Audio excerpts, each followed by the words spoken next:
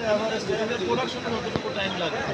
এরপরে এটা মাল ভ্যানিশ হয়ে গেলে আপনি আর দেখবেন 100% ভ্যানিশ হয়ে গেছে, দেন এই ফেব্রিকটা ফ্রিজে রেখে দিবেন। আপনাদের এখন একটা জিনিস যেটা এই আচ্ছা, না না রাখা লাগবে না, আপনার চেক করার জন্য আমাদের লাগবে না। এইটা হচ্ছে এইটা তাই না? এটা হলো এটা ওয়াটার রিজেবল পেন। এটা হলো স্পেশালি ওয়াটার পানি দিলে যাবে, না হলে যাবে না। আর এর থেকে বেটার হলো ওয়াটার রিউজেবল পেন্সিল। এগুলা ঠিক আছে। আচ্ছা এটা স্যার যেটা বললো যেটা আপনার টেম্পারেচার মানে আপনি যদি স্টিম দিন স্টিমের পর কোনো প্রবলেম হবে? আচ্ছা, স্টিম দিলে হবে না, এটা মার করার পরে 2 থেকে 2 ঘন্টা পরে যদি আপনি স্টিম দেন, এই স্টিম দিলে স্টিমের যে বাষ্পটা, এই বাষ্পতেই মার খেয়ে নেবে। বাষ্পতেই মার, এটা হলো 3 in 1, এটা পানি দিলেও মার ভ্যানিশ হয়।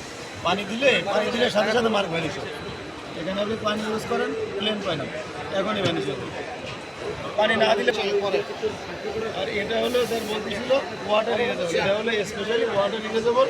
এটা মার্ক করার পরে যতক্ষণ না পর্যন্ত গার্মেন্টস ওয়াশে যাচ্ছে ততক্ষণ পর্যন্ত মার্ক থাকবে। আপনাদের কি ইয়া করার জন্য ওই ট্রায়ালের জন্য কোনো স্যাম্পল দেওয়ার জি জি জি, সিস্টেম আমি আছে? স্যাম্পল দিয়ে দিচ্ছি। ওকে স্যাম্পল দিয়ে আপনি মার্ক করলে পানি দিলেই মার্ক চলে যাবে।